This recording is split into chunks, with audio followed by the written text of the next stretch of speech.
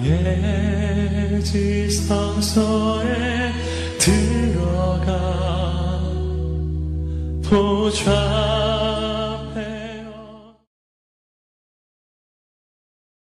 할렐루야. 오늘 특별히 우리 청년들 축복합니다. 우리 최재엽 청년이 그동안에 해외 이렇게 출장 오래 떠났다가 아주 어제 얼굴 봤는데 더 핸섬한 얼굴로 이렇게 돌아왔어요. 오늘 또 찬양으로 섬겨줘서 얼마나 감사한지 몰라요. 오늘 특별히 또 청년들이 많이 이렇게 함께 참여했네요. 우리 박수로 좀 격려해 주시면 감사하겠고요. 감사하고요.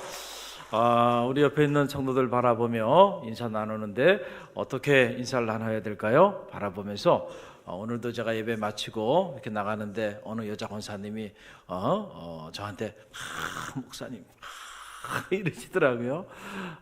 참 용기가 나고 힘이 나고 그래요. 참 격려의 메시지죠. 무언의 메시지.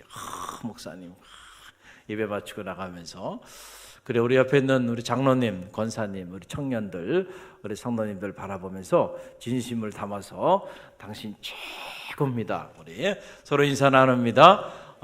최고입니다. 부부끼리도 해보세요. 부부끼리도 해보면 얼마나 좋아요. 할렐루야. 이럴 때 이제 부부끼리 앉은 분들이 수지 맞는 건데, 할렐루야. 그래. 여러분들 우리 갈릴리 교회에서 정말 없어서는 안 되는 소중한 분들입니다. 늘 잊지 마시고 하나님의 은혜 안에 거하는 축복 누리고 나누는 은혜가 있기를 바랍니다. 이 송현의 시 어느 쥐의 유언이라는 이 시에 보면 이런 구절이 나옵니다. 내 말 잘 알아들어라. 우리가 가장 경계해야 할 것은 고양이도 아니고 쥐도 아니고 무서움을 다채롭게 위장한 쥐약이다. 어느 쥐의 유언이에요. 그 유언에 나오는 내용이에요. 내 말을 잘 들으라는 거예요. 내 말을 잘 들으라 너희들. 이제 고참쥐가 죽어가면서 남아있는 젊은 쥐들에게 유언을 하는 거예요. 너희 내 말 잘 들어라. 너희가 정말로 경계해야 되는 거 그게 뭔지 아느냐? 그건 고양이도 아니다는 거예요. 쥐도 아니라는 거예요. 뭐라는 거예요? 쥐약 조심해라는 거예요. 쥐약.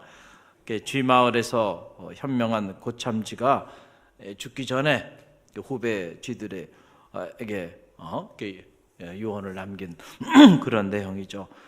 고양이도요. 나이가 들면 그저 같이 늙어가는 이웃이 될 수 있다는 거예요. 쥐 입장에서 보면. 그리고 쥐덫 그것도 이제 나이가 들다 보면은 어느 정도 분간할 수가 있다는 거예요. 그런데 이 쥐약만큼은 나이가 들어도 분간이 안 돼. 왜냐하면은 쥐약이요 이렇게 보면은 먹음직도 하고 보암직도 하고 탐스럽기도 하게끔 그렇게 만들어놨기 때문에 그게 무슨 삼겹살인 줄 알고 털썩 물었다가는 그냥 죽는 거예요. 그래서 아무리 나이가 들고 경험이 많아도요, 이 쥐약을 피해가기가 쉽지 않다. 보면은 먹으면 행복해질 것 같고요, 먹으면 정말로 맛있을 것 같고요. 그렇게 보이는 거예요. 쥐약은 원래. 그래서 그 쥐약을 먹다가 결국 죽음에 이르게 되는데 이 사탄도 쥐약과 같다라고 하는 사실이죠. 사탄은 본래 자기 자신을 빛나는 존재, 그래서 광명의 천사로 그렇게 자기 자신을 포장합니다. 그래서 이 고린도 후서 11장 14절 말씀 보게 되면 이렇게 기록하고 있습니다. 이것은 이상한 일이 아니니라 사탄도 자기를 광명의 천사로 가장하나니. 사탄도 자기를 뭐로 이렇게 가장해요? 광명의 천사, 빛이 쫙 비춰지는 그런 영광스러운 존재로 자기를 이렇게 포장하기 때문에 그 사탄의 유혹에 넘어가지 않을 수가 없다는 거예요. 오늘 야고보서 마지막 장 마지막 말씀을 우리가 묵상하면서 야고보 사도가 이 야고보서를 통하여 우리에게 경계하여 주는 마지막 이 경계의 이 메시지, 그것은 뭘 조심하라는 거예요? 쥐약을 조심해야 되는데, 바로 영적으로 보면은 그 쥐약이 뭐와 같냐? 광명의 천사로 가장한 이 사탄의 미혹, 사탄의 유혹을 너희들이 조심해야 한다라고 하는 그런 메시지입니다. 그래서 당시에도 야고보 사도 당시에도 이 사탄의 미혹하는 영에 의해 미혹에 빠진 이들이 많이 있었다는 거예요. 그래서 이 야고보서를 보게 되면 적어도 사람이 세 종류의 사람들이 있다는 거예요. 하나는 미혹에 빠진 사람, 미혹에 이미 빠진 자가 있고, 또 한 사람은 미혹에 빠지게 만드는 자가 있고, 또 한 사람은 미혹에 빠진 사람을 돌아오게 하는 사람이 있다. 여러분, 이 세 사람 중에 어떤 사람입니까? 할렐루야. 저는 바라기는 여러분은 미혹에 빠진 자를 돌아서게 하는 자들이 되시길 간절히 바랍니다. 미혹에 빠지지 마시고요, 또 누군가를 미혹에 빠지게끔 만드는 그런 사람도 되지 마시기를 주님의 이름으로 간절히 축원드립니다. 여러분, 그래서 오늘 야고보서 5장 20절 말씀 보니까 다시 한번 우리 이 말씀 함께 읽어봅니다. 너희가 알 것은 죄인을 미혹된 길에서 돌아서게 하는 자가 그의 영혼을 사망에서 구원할 것이며 허다한 죄를 덮을 것이니라. 아멘. 우리가 그리스도인으로 살면서요, 적어도 우리가 어떻게 살아야 될까?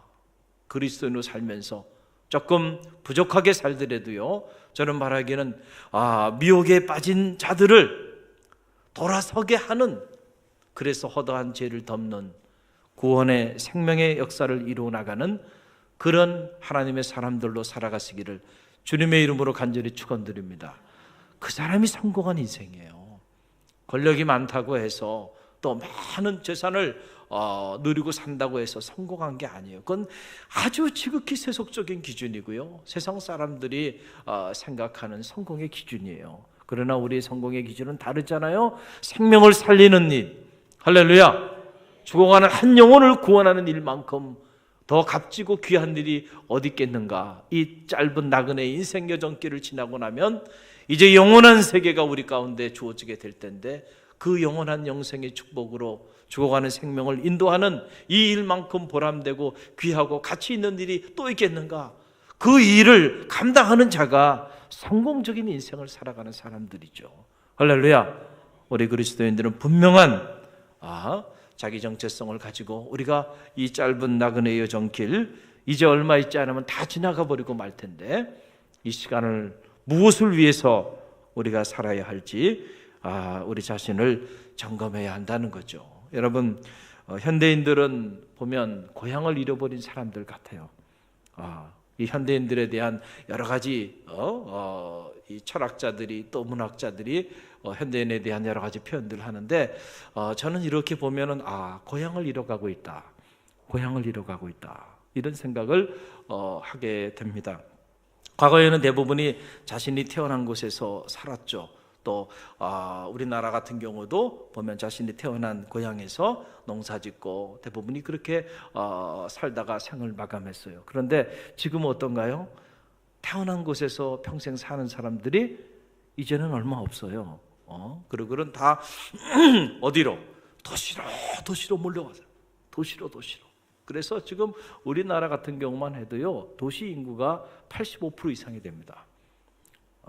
서울은 대한민국 전체로 본다고 한다면 서울은 이 공간이 대한민국 전체 국토 전체 하고 비교해 본다면 0.6%밖에 되지 않아요. 서울이라고 하는 이 캐피탈 시티가.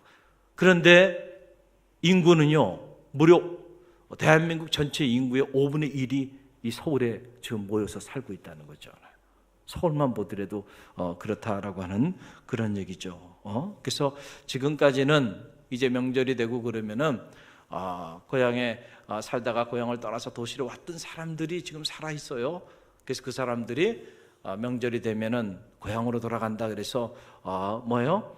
인산인해를 누리면서 귀성 열차가 막 이렇게 준비가 되고 막 이랬잖아요. 이제 제가 예언합니다. 조금만 지나면요, 귀성 열차 사라집니다. 한 세대 이제는 벌써 한 세대도 안 남았어요. 반에 한 반 세대만 지나고 나면은 이제는 고향을 향해서 갈 사람들도 없어요. 왜냐하면 지금 여기 있는, 저도 마찬가지지만 여기 있는 청년들도 마찬가지고요. 대부분이 이제는 도시에서 태어났습니다. 그렇죠? 콘크리트로 만들어져 있는 이 기괴한 건물 속에서 우리가 태어났어요. 그리고 이렇게 도시의 빌딩 숲에서 거주하며 살다가 아파트 위를 달리다가 그러다 이제 생을 마감하게 될 텐데, 그러다 보니까 우리도 모르는 사이에 훈훈한 고향이 주는 추억과 낭만과 따스함을 이제 잃어가고 또 살아가고 있는 것이 사실이에요. 자연을 잃어버린 인간, 고향을 잃어버린 인간에게 남는 것은 무엇이냐? 고독밖에 없는 거예요. 밀려오는 고독. 그렇죠? 고향을 잃어버린 사람에게 남는 것은 그밖에 없는 거예요. 감당할 수 없는 고독감과 이 외로움, 이것이 현대인들을 죽음에 이르게 할 겁니다. 틀림이 없어요. 이미 이런 일들이 일어나고 있는 것이죠. 여러분, 고독은 하루에 담배 15갭이 피는 것만큼 몸에 해롭다고 그럽니다. 담배를 15 가치가 아니고요, 15 갑을 피우는 것보다 더 우리의 몸에 해롭다라고 하는 사실인데, 실제로 현대인들이 너무 고독해요. 그래서 올해 초에 제가 어느 잡지를 보니까 영국의 메이 총리가 올 초에 1월 18일인가요? 그래가지고 영국에 이 고독, 영국 사람들의 이 심각한 고독 전염병처럼 번지고 있는 이 고독의 문제를 해결하기 위해서 그 고독의 문제를 담당하는 장관을 임명한 거예요. 그 장관의 미션은 다른 게 아니에요. 이 외로움 속에, 고독 속에 더 이상 말 것이 없고 이 고독 속에 죽어가는 국민들을 어떻게 돌볼 것이냐, 그걸 책임지고 그 부분을 감당하라고 장관을 임명한 것을 제가 잡지를 통해서 본 적이 있습니다. 나이 든 노인들만 고독하고 외로운가요? 아니죠. 자, 우리 청년들도 외로워요, 외롭지 않아요? 외롭대잖아요. 세건이가 외로워요. 그러니 외로워요. 세건이 외로워요? 외롭답니다. 외롭대요. 그러니까 청년들도 외로워. 청년들도 외로워. 여러분 생각하기에 나이 들어서 외롭고 여러분들이 서럽고 뭐 그런 것 같지만은 아니야. 청년들도 외로워요. 부모만 외로운 게 아니고 자식도 외로워요. 다 외로워. 너무너무 고독해요. 우리의 삶의 자리가 과거보다 점점 더 이 고독함 속에 던져지게 되는데, 이게 무슨 뭐 영국에서만 일어난 일이 아니고 오늘 우리의 삶의 자리 속에서도, 특별히 도시가 발달된 선진국으로 가면 갈수록 점점 더 이것이 이제 심각해지게 된다라고 하는 사실이죠. 그래서 실제로 이 서구 교회들을 연구해 보면 서구 교회 중에 이러한 고독한 고독감을 해결하기 위하여 교회가 무섭게 탈바꿈들을 합니다.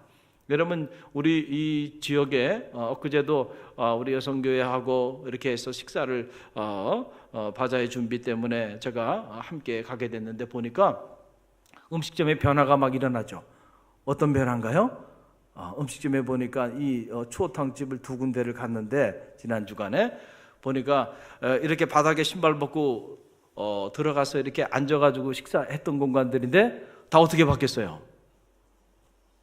어떻게 바뀌었어요? 신발을 신고 들어가더라고. 그러고 보니까 전부 다 이렇게 앉는 건 다 없어지고요, 다 의자로 해가지고 다 이렇게 앉아서 식사할 수 있도록 원주 추어탕도 바뀌고, 여기 저 농협 앞에 있는 그 작은 공간인데도 확 뒤집어 엎어버렸어요. 혁명이죠, 혁명. 변화야. 왜냐하면 사람들이 더 이상 신발 벗고 이렇게 자리에 앉는 걸 불편해 하기 시작하고 그런 게 있잖아. 그러니까 빨리 변화를 줘야 되는 거예요, 변화를. 그러지 않고 그냥 머물러 있으면 똑같은 추어탕이라도요, 그 집 불편해서 안 간다니까요. 할렐루야. 변화예요, 변화. 할렐루야. 교회도요, 변화해야 돼, 변화해야 돼.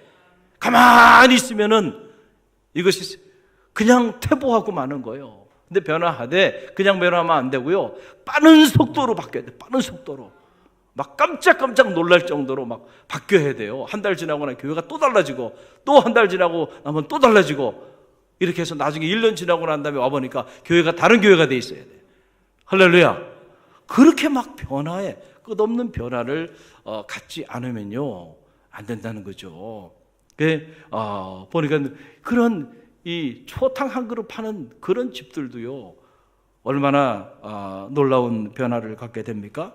서구 교회들이 변화를 하기 시작하는데, 이런 고독의 문제가 심각해지기 시작하니까 이제 교회의 개념을 바꿔버리는 거예요. 그래서 교회를 홈 처치, 다시 말하면 가정교회, 고향교회 개념으로 교회를 바꿔버리는 거예요. 그래서 사람들이 더 이상 고향을 잃어버린 사람들에게 고향을 찾아주는데, 그 고향이 어디예요? 이제는 교회 공동체가 마음의 고향이 되는 거예요. 도시에서 자라서, 도시에서 이 빌딩 숲속에서 자라면서 아스팔트 위를 거닐며 달리며 살았던 사람들에게 뭐를 마음의 안식처가 되어주는 거예요. 영혼의 안식처가 되어주는 그런 고향교회로 교회들이 빠른 속도로 탈바꿈을 하고, 그렇게 탈바꿈한 교회들은 이제 교회의 역할들을 감당하게 되고요, 그 탈바꿈을 하지 않은 교회들은 다 퇴보해서 사라져버리고 마는 이런 상황에 놓여 있게 되었다라고 하는 사실이죠. 여러분 가만히 보세요. 교회라고 하는 것이 실제적으로 그런 역할들을 감당하고 있는 거 아닙니까? 교회 안에서, 교회 축복 속에서 아이가 태어나잖아요. 그래서 여러분 아이 태어나면은 태어나서 처음으로 교회 오면 뭐 해요? 우리 교회도 헌화식을 하죠. 온 교우들의 축복 속에 헌화식을 하고, 그리고 그 아이가 교회 기도 속에서 자라잖아요. 그리고 세례를 받고, 그리고 온 교우들의 축복 속에 결혼을 하고, 할렐루야. 그리고 이제 나이가 들어서 노년이 되고, 그리고 하나님 품에 떠날 때는 이제 교회의 환송을 받으며 하나님 품으로 가는 거죠. 할렐루야. 그래서 교회 안에 보면, 교회에서 태어나서 교회에서 살다가 교회 공동체와의 관계성 속에 살다가 결국 교회의 축복 속에 하나님 품에 안기게 되는 거예요. 요람에서 무덤까지 교회를 떠나서 사는 것이 아니고 교회 공동체를 통해서 요람에서 무덤까지 가는 거예요. 마지막에 여러분 병들어서 나이 들어서 이렇게 자리했을 때 가만히 보세요. 자식들이 얼마나 들여다볼까요? 아마 자식들보다 교회가 더 많이 들여다볼 겁니다. 할렐루야. 저도 제가 참 자식된 입장에서 저희 어머니에게는 정말 불효자예요. 제가 저희 어머니 마지막 가실 때 참 마지막 가는 길을 제가 이렇게 함께 하지 못했어요. 그런데 제가 사역을 하면서 지금 나이 드신 어르신들 많죠. 2번, 3번씩 요양원에 찾아뵙고 그분들 위해 기도하고 우리 어머니한테도 하지 못한 일들을 지금 하고 있잖아요. 할렐루야. 자식도 돌아보지 않아서 요양시설에 가야 되는데 요양시설도 가지 못해서 어떻게 보면 버려지고, 그런 권사님도 다 여기 쫓아다니고 저기 쫓아다니고, 그래서 그분도 다 등급 나오게 해서 시설에 또 잘 모습 드리고, 어디가 한 거예요? 교회가 하는, 교회가. 할렐루야. 저는 저희 어머니에게도 그렇게 제가 해본 적이 없어요. 그러나 제가 갈릴리교회 담임 목사고, 여러분이 원하든 원차든 여러분은 제 양떼고, 할렐루야. 제가 이곳에 있는 한 저는 여러분을 돌봐야 하는 영적인 책무가 있어요. 제 건강에 허락하는 범주 안에서 끊임없이 돌보잖아요. 끊임없이 수시로 늘 병원을 가고 어르신들 위해 중보하고 기도하고 2번, 3번씩 찾아뵙잖아요. 교회가 해요. 결국 교회가. 그래서 제 마음에 이제 우리 교회도 하나님 허락하시면 좋은 요양시설 하나 허락해 주셨으면 좋겠다. 제가 아주 마음에 사무치도록 그런 마음이 이렇게 들더라고요. 우리 특별히 어르신들 이렇게 요양원에서 외롭게 고독하게 계신 모습을 보고 올 때마다 그런 마음이 들어요. 우리 교회에서 평생 신앙생활 하다가 나이 드시게 되면 이렇게 한 곳에 이렇게 모여서 같이 예배 드리고, 저도 은퇴하면 그곳에서 같이 늙어가면 좋겠다. 할렐루야. 그렇잖아요. 그러면서 교회가 늘 예배하고 함께하는 그런 공동체, 그러기 위해서는 하나님께서 그런 좋은 공동체 허락해 주시면 자식들도 신경 쓰지 말고 자식들한테 부담 주지 말고요. 할렐루야. 그래서 그런 아름다운 공동체를 만들어가면 좋겠다, 그런 생각들을 하게 되는데, 그래서 이제 서양의 교회들이, 발빠른 교회들이 이렇게 하는 거예요.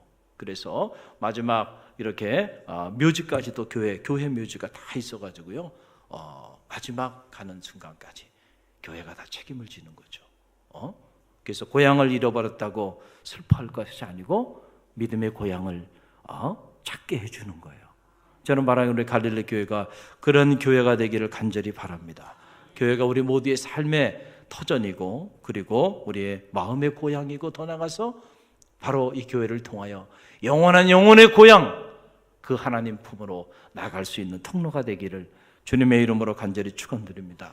그런데 이렇게 소중한 교회 공동체가 야고보 사도 시대뿐만 아니고 지금도 마찬가지고요, 사탄의 그 유혹과 미혹 속에서 그 교회 공동체로부터 진리를 사람들로 하여금 떠나게 만드는 이런 안타까운 일들이 일어나게 된다라고 하는 사실이에요. 그 야고보 사도 당시에도 수많은 사이비단 단체들이 있었고, 그들이 진리에서부터 사람들을 떠나게, 미혹하게 해서 많은 이들이 떠나게 되는 일들이 일어나게 됐는데, 지금도 보세요. 이 건강한 교회 공동체를 세우는 일이 얼마나 어려워요. 그러나 세우는 건 어려워도 무너지는 것은 시간을 필요로 하지 않아요. 한순간에 무너집니다. 잘 지켜야 돼요. 할렐루야. 그래서 이 건강한 교회 공동체를 파괴하기 위해서 양의 모습으로 가장에서 들어와서 이리떼 역할을 하는 이들이 있죠. 특별히 신천지 같은, 얼마나 교활합니까?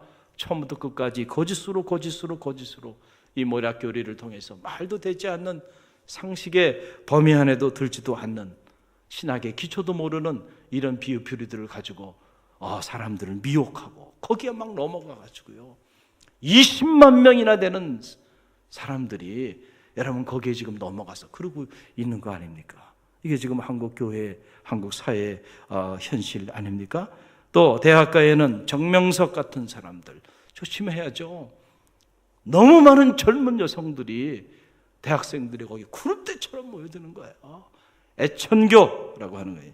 베레아의 창조론, 통일교의 구속론, 그리고 노스트라다무스의 황당무계한 예언의 교리, 이걸 잘 종합해가지고 교리를 만들어서 30번의 강좌를 만들고 30번의 강좌를 듣게 되면은 구원의 기쁨을 누리게 되고 신의 임재를 경험하게 된다고 말해요. 이렇게 미혹을 하고요. 그 강좌 30번 강좌 끝나게 되면 그리스도를 만나야 되는데, 그리스도를 아련해야 되는데, 그 그리스도가 누구예요? 교주가 그리스도야. 그래서 그냥 아련하는 것이 아니고 그 그리스도에게 사랑을 고백해야 되기 때문에, 그래서 그 그리스도에 대한 사랑의 증거로 자기 몸을 바치는 거예요. 그런데 지금 이 땅의 젊은이들이요, 젊은 대학생들이, 젊은 대학생 여자 대학생들이 구름대처럼 모여든다니까요. 믿어지지가 않죠. 어떻게 이런 일이 일어나는가? 일어나고 있는 현실이에요. 그러니까 우리 젊은이들, 청년들도 조심해야 돼요. 할렐루야. 여러분, 만약에 이 사탄의 미혹이 그냥 시꺼먼, 아주 그냥 보기만 해도 무시무시한 시꺼먼 두건을 뒤집어 쓰고, 그리고 입에는 칼을 물고 피를 쫙 흘리면서 그렇게 떼 나타나가지고 그런다 그러면 거기에 넘어갈 사람이 누가 있겠어요? 아무도 없어요. 그런데 사탄의 미혹은 그렇게 나타나는 게 아니에요. 광명의 천사의 모습으로 나타나는 거예요. 그래서 젊은 대학생들이 다 넘어가는 거예요. 크리스찬들이 다 넘어가는 거예요. 거기에 유학도 보내주겠다, 또 어학연수도 보내주겠다, 영어 공부를 하자, 이런저런 모습으로요, 믿지 않는 사람들을 유혹하는 게 아니고 이미 믿는 크리스찬 청년들, 그들의 삶의 90%를 대학 캠퍼스에서 보내는데 거기에 들어와가지고요, 가정에서 들어와가지고 그들을 다 빼앗아가는 거예요. 빼앗아가는. 거기에 막 무너져 내리고 있는 거예요. 지금 무너져 내리고 있는 거예요.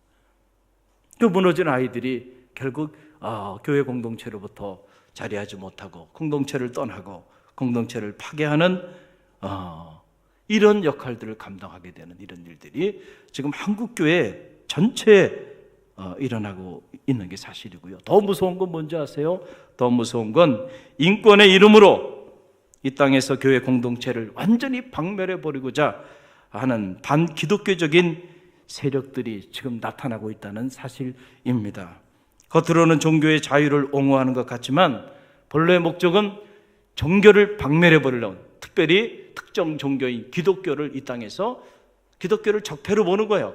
그래서 기독교라는 종교가 없어야, 교회가 없어야 이 사회가 건강해진다라고 그렇게 생각하는 사람들이 모여서 연구원을 만들고 인권의 이름으로 아주 전략적으로 인권법을 제정해 가면서 교회를 무너뜨리는 이런 일들을 하게 되는데, 여러분 보세요. 이제 얼마 있지 않으면 이제 교회 사찰이 인권법이라고 하는 이름으로 이루어질 것입니다. 교회에 이미 재무 사찰을 위한 첫 단추가 끼워졌죠. 그리고 이제 성소수자를 위한 인권법이 통과되면 설교도 함부로 하지 못할 거예요. 이제 누군가가 아무개 교회 어느 목사님 설교에 문제가 있다 그러면은 여러분 사찰이 들어오는 거예요. 그래서 정말로 성소수자에 대해서 함부로 인권을 유린하는 이런 식의 설교를 했다라고 한다고 한다면 이제 법적인 문제가 되기 때문에 설교도 사찰하는 겁니다.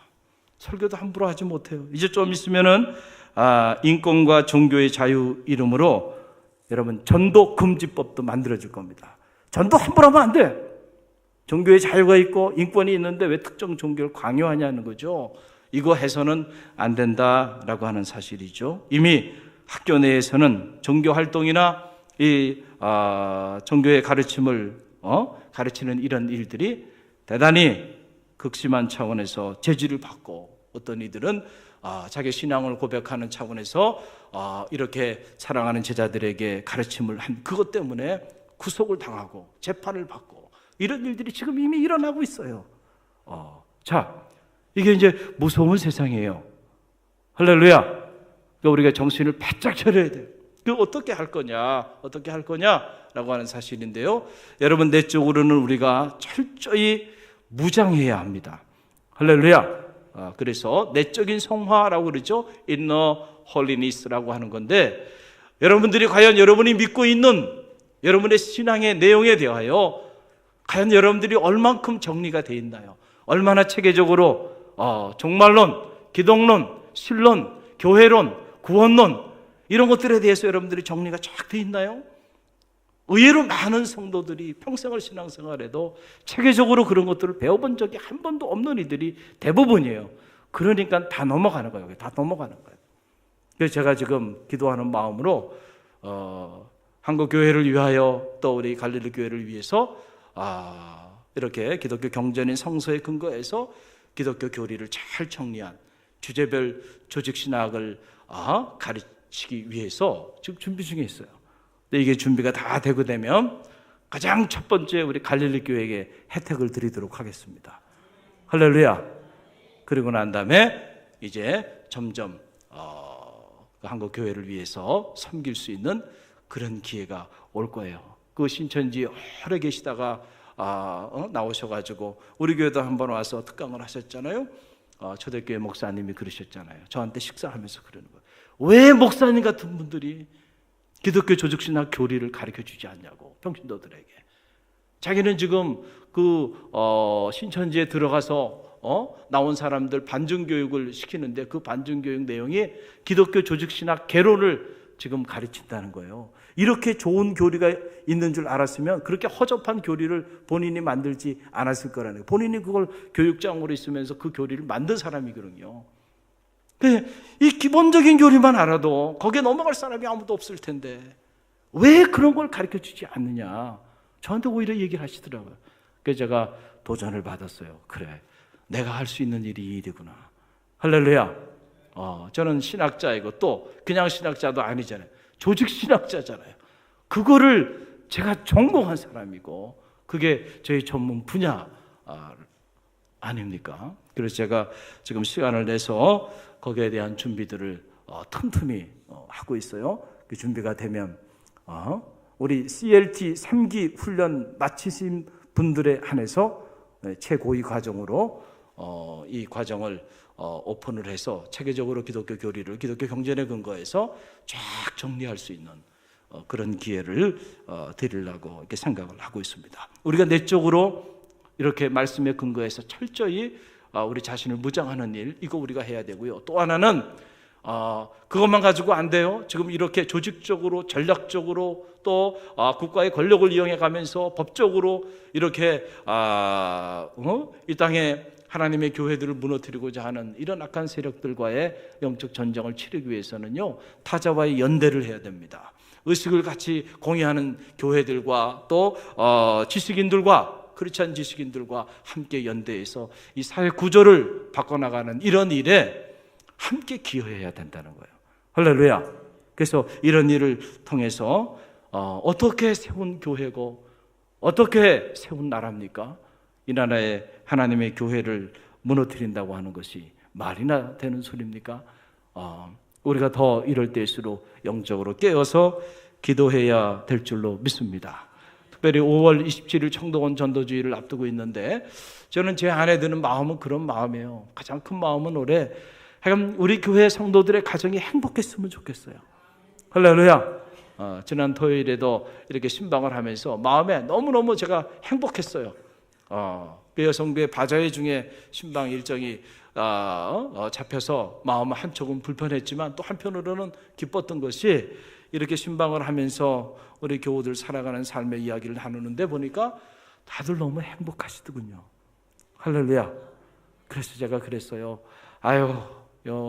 우리 은혜 이목장만 같으면은 내가 기도하지 않아도 되겠다. 할렐루야. 우리 교회가 올해 꿈꾸는 행복한 가정, 모든 가정들이 다 이런 가정이 됐으면 좋겠다. 그건 마음이 들더라고요. 할렐루야. 왜 또 은혜 이목장만 가지고 그러세요? 또 상처가 됩니까? 모든 목장들이 그래요. 전반적으로 우리 갈릴리 교회 성도들과 그 가정들이 행복해요. 할렐루야. 그런데 모두가 행복한 게 아니고 또 힘든 가정들도 있어요. 그래서 저도 때로는 잠이 오지 않아요. 잠이 오지 않을 때가 있어요. 여러분들 위해서 중보해 주셨어요. 우리가 이렇게 행복한 가정을 이루기 위해서 5월 27일 우리가 태신자를 품고 나가는데 가장 먼저 여러분의 가정이 회복되어 줄 수 있도록 기도하십시오. 그래서 여러분의 가정에 남편이 됐든 아내가 됐든 자녀가 됐든 포기하지 말고요. 여러분의 가족을 위해서 태신자로 품고 믿지 않는 그 가족을 구원하기 위하여 기도하시길 간절히 바랍니다. 할렐루야. 그리고 또 주변에 신앙생활 하다가 이런저런 미혹에 넘어가서 낙심하고 또는 어려움 가운데 있는 이들이 있습니까? 돌보셨어요? 청동원 전도주일이잖아요. 할렐루야. 그러니까 그동안 신앙생활을 하다가 낙심해서 또 이런저런 이유로 인해서 함께하지 못하는 이들을 우리가 청동원해서 하나님께 영광을 돌리는 그런 5월 27일이 되기를 간절히 바랍니다. 할렐루야. 오늘도 하나님의 교회 미혹의 영에 의해서 이 진리로부터 떨어져 나가서 어려움을 당하는 이들, 그들 여러분들이 꼭 기억하고 그들을 하나님께로 돌아오게 하는 자들, 그 자들이 하나님의 축복을 이어가는 축복의 통로가 될 줄로 믿습니다. 죄인을 미혹된 길에서 돌아서게 하는 자가 그의 영혼을 사망에서 구원할 것이요 허다한 죄를 덮을 것이라 그랬어요. 바로 여러분이 그러한 사람들이 되시기를 간절히 바랍니다. 우리 함께 기도합니다.